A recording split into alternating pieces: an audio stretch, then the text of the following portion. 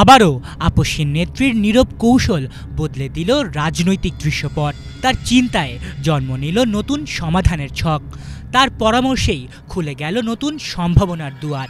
বলছি BNP chairperson Begum Khaleda জিয়ার কথা। জুলাই গণঅভ্যুত্থানের পর বদলে যাওয়া বাংলাদেশের রাজনীতির আকাশ যখন আবারও ঘোলাটে হতে শুরু করল, ঠিক তখনই অভিভাবকের ভূমিকায় আবির্ভূত হলেন তিনি। তারই নির্দেশে বদলে গেল পরিস্থিতি। বেশ কিছুদিন ধরে চলা রাজনৈতিক অস্থিরতার মধ্যে হঠাৎ করেই আলোচনায় উঠে আসে এক সম্ভাব্য গুরুত্বপূর্ণ বৈঠক।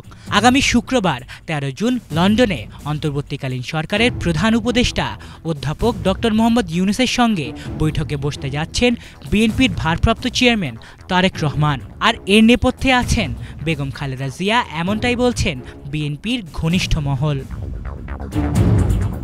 প্রধান উপদেষ্টা এপ্রিলের প্রথমার্ধে সংসদ নির্বাচনের ঘোষণা দিলে কিছুটা উত্তেজনা প্রশমিত হলেও বিএনপির প্রত্যাখ্যানের ফলে বিতর্ক পুরোপুরি থামেনি।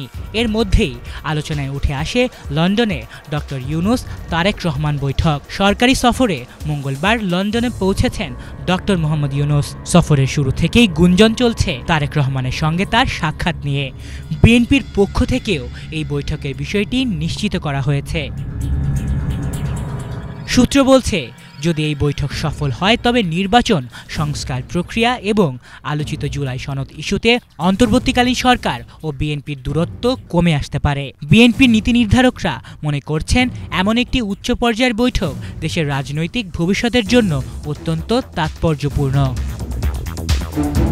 তবে এই সম্ভাব্য বৈঠক সহজে আসেনি। বিএনপি নেতা ইশরাক হোসেনের শপথ না নেয়া ঘিরে তৈরি হওয়া রাজনৈতিক উত্তেজনা এবং এনসিপির সঙ্গে সরকারের সখ্যতা ভিন্ন পরিস্থিতিকে আরও জটিল করে তোলে। এক পর্যায়ে 28 মে তারেক রহমানের বক্তৃতার পর পরিস্থিতি আরও উত্তপ্ত হয়ে ওঠে।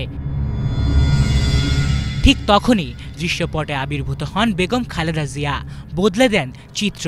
তার কৌশলী পরামর্শেই বদলে যায় পরিস্থিতি। সরকারের আগ্রহ এবং বিএনপির সম্মতিতে বৈঠকের দিনক্ষণ হয় চূড়ান্ত। বিষয়টি নিয়ে সোমবার রাতে বিএনপির স্থায়ী কমিটিতে বিস্তারিত আলোচনাও হয়। বিএনপির স্থায়ী কমিটির সদস্য সালাউদ্দিন আহমেদ বলেন, এই সাক্ষাৎ রাজনৈতিক শিষ্টাচারের অংশ। এর মাধ্যমে একটি নতুন দিগন্ত উন্মোচিত হতে পারে।